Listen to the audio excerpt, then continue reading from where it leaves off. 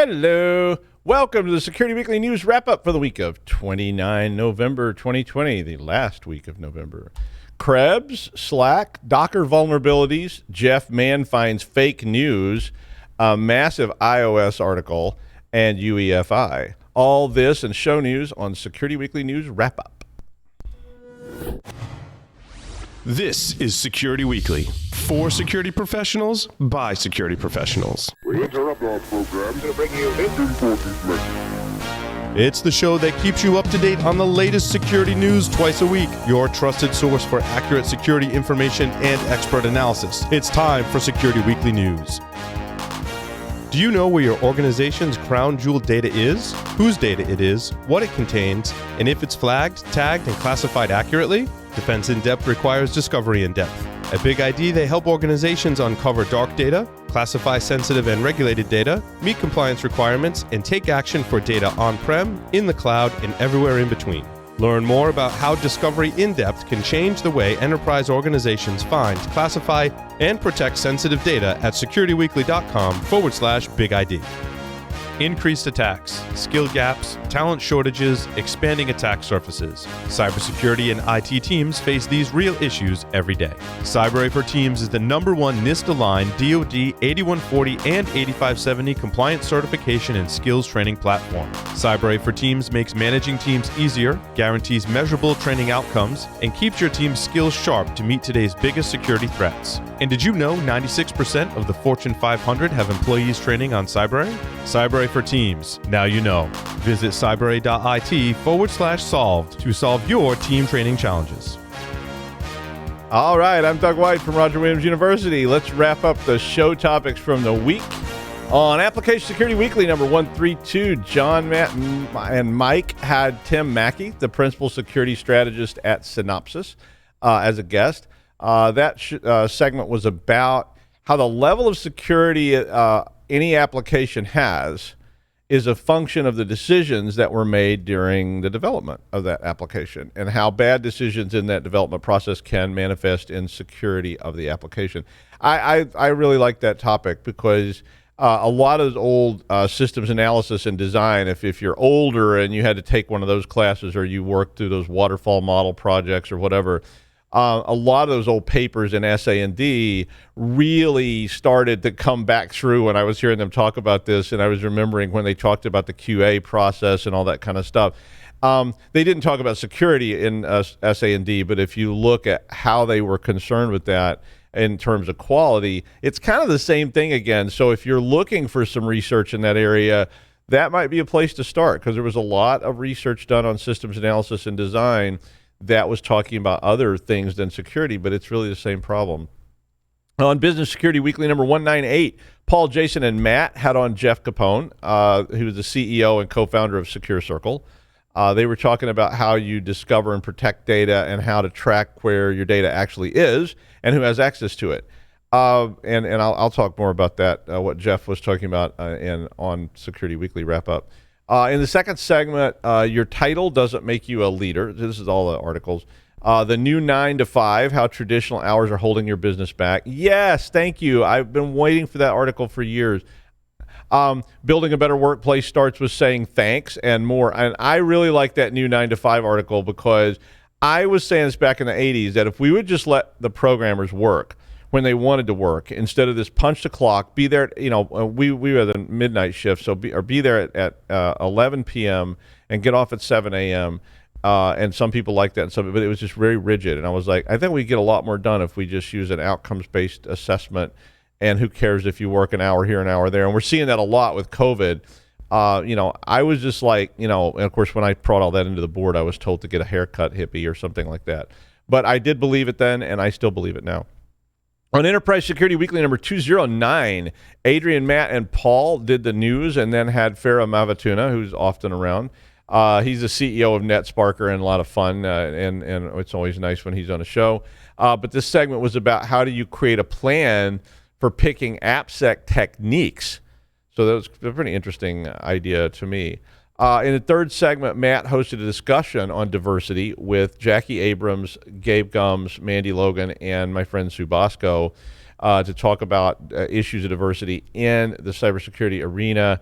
I have a panel coming up with some of those same people during Security Weekly Unlocked next week. So you might want to check that out. It's quite interesting to talk. One of my things about diversity is always about listen to other people for a change, and listen to people from diverse backgrounds from yourself. I mean, and I include everything in diversity, from people from China to people from India to all these things, and listen to their experience, and you'll start to get a much broader view of the world. And I really like that. That was where I got started when I was in college. I lived with a bunch of people from Singapore, and they weren't a marginalized group or anything, but it was very interesting to hear their take on the world and how they saw Americans and how all these things were going on. On Security Weekly News number 85, wow, 85 of these. This is 86 today. Ryan Corey joined me. He's the CEO and co-founder of Cybrary, a great resource. If you have not checked it out, it's something I've been dealing with for a long time. I like Cybrary a lot. He was on as a guest, and we basically talked about the skills gap versus the talent gap, as well as the news. But it was very interesting to talk to him about this idea of skills gap versus, we hear all this stuff about talent gaps, but he was actually talking about how do we bring these security skills to the IT people. And I hadn't really thought about it like that before. It's like, that's a very interesting concept, and there's a gap there as well. On Security and Compliance Weekly number 52, Frederick, Jeff, Josh, and Scott, and Frederick goes by Flea, and but I'm going to call him Frederick anyway. I can do that because he's not here. But Flea, Jeff, Josh, and Scott had AJ Yawn. He's the co-founder and CEO of the National Association of Black Compliance and Risk Management Professionals, as well as he works at BiteCheck. The topic for both those segments was, again, a discussion on diversity and issues in the industry regarding diversity. The second segment was, as is often the case on Security and Compliance Week, was a continuation of the first segment, which might mean they should just have one big segment, but I guess everybody needs a break between segments. On Paul's Security Weekly last night, number 676, we had a great time talking with Gilad Lev, who's a sales engineer, and Roy Cohen, who's been on several shows lately. He's the co-founder and VP of sales at Vicarious. That segment was about how both security and IT teams are put under a lot of pressure to deal with all the vulnerabilities, and they're using the same old approach that they've always used. And they were mostly talking about Topia, which is Vicarious's product, which is really cool. It allows you to put an agent on a lot of different systems and monitor how vulnerable those systems are all the time from a central resource. We had so many questions for Gilad that the segment ended up running really long, and all of a sudden, we kind of noticed that we'd gone long on that segment. And in the second segment, Jeff Capone, the CEO and co-founder of Secure Circle, who was on ESW earlier, he was on again. A really interesting conversation that when it first started, I was kind of confused about what Jeff was talking about, and then he kind of brought it home. And it was really about, how do these encrypted file systems and its encrypting of blocks work, particularly obviously with Secure Circle. But it was a very interesting topic to me because I really enjoy talking about file systems. But it turned into kind of a nerd fest with, LUNs and all these different components of these encrypted storage approaches that they're trying to advocate using allowed lists. So that you can keep everything encrypted, and if you move it, it stays encrypted unless you have the ability to move the unencrypted data. So very interesting discussion that, again, just kind of kept going, and it was like, wow, it was actually really cool chance to talk about some sort of technical stuff. And then we finally got around to the news, where the first 45 minutes of news is Ed Scotus, which always, Ed's amazing, and he's just really a great person, and I'll talk about that a little more in a minute. My favorite threat of the week is going to have to be UEFI attacks. They're now calling that Trickboot, but you can call it whatever you want. But the ability of a framework dropper like Trickbot to overwrite firmware in some way or any way at all is absolutely scary to me. I mean, this was like, we brought this up maybe a month ago. We were talking about some of this stuff on Security Weekly, but this particular story that I put up about Trickbot being updated to contain the ability to compromise UEFI. So this was written by Eclipsium and Advanced Intelligence researchers as a collaboration, I guess. And basically, with modern BIOS, there may be accessibility to the sort of firmware and that firmware part of the BIOS, even when the OS is running. So this was all put together as a means to help you update your firmware. Now, I mean, if you remember, so some of you will, if you remember years ago, the only way you could update your ROM was by using a chip puller and replacing all the chips. So literally, I remember doing that. I did that on a Tandy 1000, and I literally pulled the chips and put new chips in that I bought. As that changed to EEPROM, you could pull the chips and wipe them with ultraviolet light and write new instruction sets on them, but you pretty much had to pull them all and hope that the writing process didn't get damaged and you didn't screw it all up.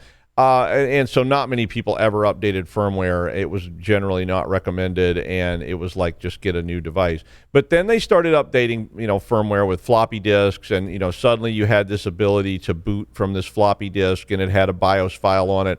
And God help you if you lost power during that process. Been there, done that, and, ended up with a new motherboard. But and then, we got to the convenience point of this, where people started looking at security and firmware security, and companies started releasing, BIOS updates for not just security, but other problems. And they decided at some point they're going to build in a TCP/IP stack into the BIOS so that you could actually go on the internet from the BIOS. I have one of those. It was cool. It was super convenient. I was like, wow, what a great move forward. The problem, though, is that even before all these UEFI type attack, you were using a stack, which meant that none of your protection in your operating system or any of your other higher level stuff was in place, and you were connecting to the internet. And if you're connected to the internet, somebody could theoretically connect to you. And I remember thinking, I bet if I just put a system out there and somehow redirected the IP, you could probably literally either corrupt the download process and fry the BIOS somehow, or maybe you could embed some kind of homemade firmware on a device. Well, today, guess what? That's exactly what's going on. I think we're not far from automated updates of BIOS that people are going to want to do. And, the download just is occurring while the system's running. And then when the next reboot occurs, the firmware is updated, just, like you do Windows updates. And if Trickbot can push a change into that process, well, then you reboot, and you may be running on compromised firmware that would allow, who knows what to go on. I mean, they can access the stack. They can do all kinds of stuff. They can access the stack during the boot up process. Yikes. And good luck getting rid of it or even detecting it, since maybe it can hide in that earliest stages of bootstrapping the system. So, you could do all kinds of tricks with memory. You could put in restrictions. You could put stuff in memory that maybe is not going to be accessible by the operating system. I don't know. The minute I read this article, I was just like really thinking about all these sort of deep threats, and it made me stop and sort of sit in my chair for about 30 minutes thinking about it. And then I started thinking about IoT and IIoT devices, and they're all wanting to do this, right? So they want to do on-the-fly firmware updates to Nest thermostats, to sensors, to all kinds of things. So for all I know, my firmware is already compromised. How do you tell? I don't know. All right, all the news. 3 special topics today. One, if you did miss my announcement before Thanksgiving, Joff Thayer is doing a course called Enterprise Attacker Emulation and Command and Control Implant Development for a really low price. I did put a link to that to register. The class is in January. It's running through Anti-Siphon. So check that out if you're at all interested in taking a class from Joff Thayer, which everybody probably is, especially at that price. 2, next Thursday is the very first Security Weekly Unlocked Con online. So if 20 years from now you want to be able to say you were at the very first of something, now's your chance. I didn't make the first DEF CON, but I got pretty close. And it's a whole day that's on next week. It's a week from yesterday. There's 3 tracks, a bunch of roundtables all evening with all of us in the Discord on the show live. It should be a lot of fun on the 10th of December. So this is sort of the annual, we've always had the annual Christmas show. This is sort of that all rolled into a con. So we got a lot of great speakers and so forth. If you want to hear Paul introduce it, it's on PSW from last night, or you can just go read about it on the link. If you did miss the news segment last night on PSW, Ed Scotus came on. Ed's one of the most amazing people in cyberspace. If you've never met him, well, I'm sorry for you. He did come on and talk about, and you can always tell when Ed's talking about something because he's just so into it. He was talking about the Holiday Hack Challenge. The Holiday Hack Challenge has been being done now for a while. It goes live next week, but you can register now, and I guess there's some clues already there. They're expecting, he set up maybe as many as 30,000 players this year on the Holiday Hack Challenge. They have all new music, all new stories, hackable elves, hackable virtual hardware, all kinds of stuff, and it's free.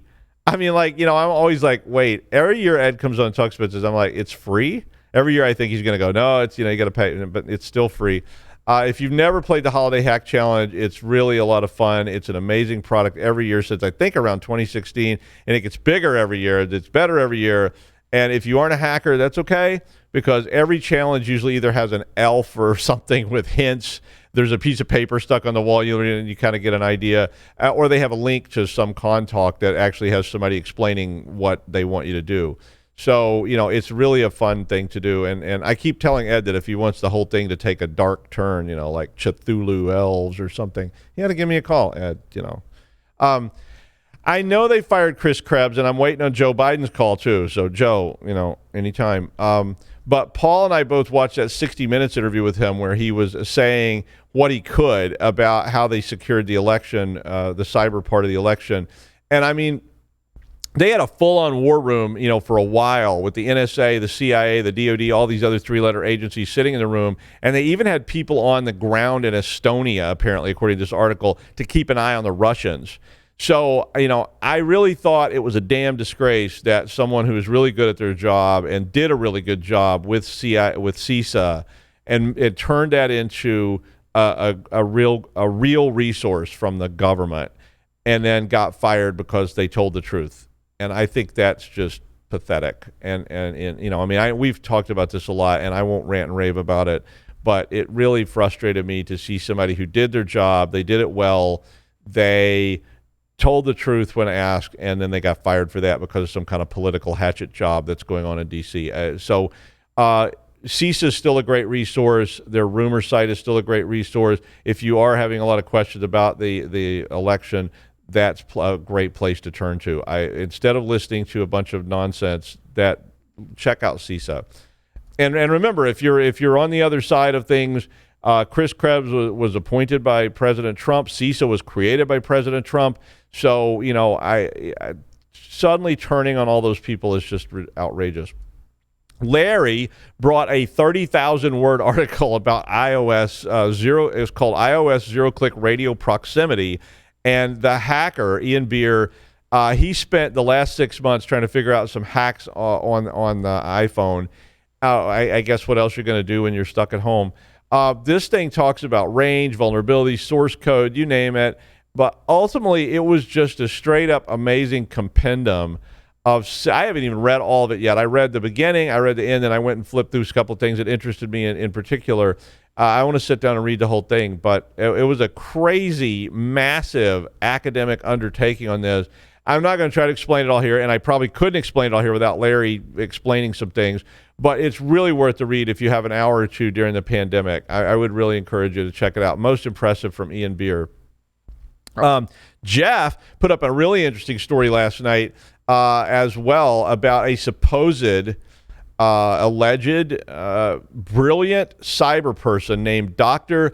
Kershavarchnia, who claims to be, in this article, the weightiest name in the world when it comes to cybersecurity problems. Jeff thinks this is fake news, and it may well be. I did a little bit of preliminary look on this. I'm not sure who this guy is. But for the weightiest name in cybersecurity, he doesn't seem to have a lot of presence on the internet. So maybe he's some kind of dark agency or something. I don't know. But there was a lot of issues with his name. And if you start searching for him and the company he supposedly works for, it keeps kind of looping back to just like very sketchy looking stuff. The article keeps referencing a New York Times article, which I also put on there, but doesn't seem to actually have any relationship to that story particularly. I didn't read it really, I didn't dig into it like Jeff was doing, but that New York Times story seemed to be about something else. And it was like, there is an old trick. It's like, if you want to make your paper seem more important in academics, reference a lot of other papers that are really, really famous, even if they don't have anything to do with what you're doing, because then people look at your citation list and go, ooh, yeah, wow, look at that. Oh, that's, a Nobel Prize winner. And, oh, wow, he even references a paper from Einstein and Alan Turing and Isaac Newton and, all this. And it's like, but, in reality, you're just, so this story is, if you're bored, you might want to investigate this story and see if you can find out what is going on with that. So if you don't have anything better to do over the holidays besides drink, you can sit around, have a scotch, and research this thing and see if this guy really is the weightiest name in cybersecurity. I've never heard of him, but not that means I thought I was, I don't know how they're measuring weight, but I'm doing pretty well in weightiest, yeah, it just sheer poundage. Salesforce will acquire. The verb changed since Tuesday. It was originally may, and now it is will. They will acquire Slack for $27.7 billion. Slack went public in 2019 and represents another get for Salesforce, which is, I think, trying to turn into something more serious than it. Salesforce is a serious thing, but it's not really got a lot of market penetration with just general people. I think Slack is their add-on for an overall, approach to this sort of media exchange, and they obviously want to compete with Microsoft Teams. So Teams came out, was Microsoft's big, sort of bang against something like Salesforce, and saying why use Salesforce when you can use Teams. Salesforce probably needed some kind of secure platform, this remote interaction, and buying Slack seems to be the way to go. Although to me, $27 billion, you would think they could have just developed a tool. I was like, what? $27 billion? But that's the way the acquisition world works. You got all this money laying around. You might as well do something where they couldn't pay it out in dividends. Come on. Maybe Salesforce will buy some sort of suite of office tools, like an office suite. Yeah, who knows? They've been buying a lot of things in the last 2 years, so we'll see where that goes. In a scan of 4 million public Docker containers on Docker Hub, container security firm Provasio found that over half of them have critical flaws. They ran their analyzer for a month, and they found 51% of the scanned containers they looked at had some sort of flaw. That meant it had at least some kind of vulnerability in it. 13% of those had high severity vulnerabilities. They also found 6,400 or so containers that had potentially harmful or malicious contents. Now, the contents of those were kind of varied. They ranged from crypto miners, but they also counted hacking tools. And I don't know, some of the crypto miners were probably for people to use crypto mining. So I don't know how malicious the things really were. They called them malicious things, but I don't know if they were really malicious, like they were, disguised Trojans, or if they were just hey, I want to give you share my hacker tools with everybody. So, but I do keep telling everybody, you probably should be running, and securing any containers that you have in a dev environment to ensure that that thing is safe and that you understand it before you put it into production. And maybe maintain your own internal repository, or at least a private repository on GitHub or on Docker Hub for Dockers that you're allowing developers in your organization to use. Because if you just let developers blindly download tools, they will, and those things will end up in your next app. And then the next thing you know, you'll have a crypto miner in your app. EGregor ransomware is probably going to be the big hit of the holiday season. And in addition to numerous other compromises, this week Kmart, I didn't even know Kmart still existed, but apparently it does. And the Vancouver Metro was taken out by EGregor on Thursday. Kmart was taken out earlier, but the Vancouver Metro was taken out on Thursday. TransLink, who operates the Metro, said that the ransomware attack prevented the use of Metro cards or ticket purchase, and this was, the second big hit EGregor had this week. EGregor is a really modern ransomware that exfiltrates unencrypted data as an additional threat before it encrypts all the local stuff, so they can threaten you with releasing your data on the internet. The group has now claimed this year attacks on Barnes & Noble, UBIsoft, and others this year. And finally, in case you missed it, I wanted to just point this out. There's a giant radio observatory dish, a radio telescope, at Arecibo in Puerto Rico, and it has been there all my life. In fact, it was opened about the time I was born. They put this up. They use it to scan the skies for radio signals, to do radio astronomy, which can also be used to like image things that put out radio signals. And it had been, I guess, condemned earlier this year. They just didn't have the money to repair it and to keep it up and operating. And a cable had snapped a few months ago. But it just so happens, I put this article up, the whole thing collapsed essentially this week. And it got captured on both the control room camera as well as somebody was inspecting the big radio assembly that's hanging out there over the dish. And right as the cable snapped, and you can actually see the cables come unwound and the whole thing collapses. So it was a really cool video to watch. It was very sad to me to watch some great piece of science like this, just be let go and not kept up. And, it's really sad. But it's two great destruction videos if you want to see that. I wish we could spend as much on science as we spend on other things, but I won't get into what those things are. But, you know who you are. And anyway, that's a news wrap-up for the week of 29 November 2020 in the time of plague. No, I'm not going to say that. Quit listening to conspiracy theories.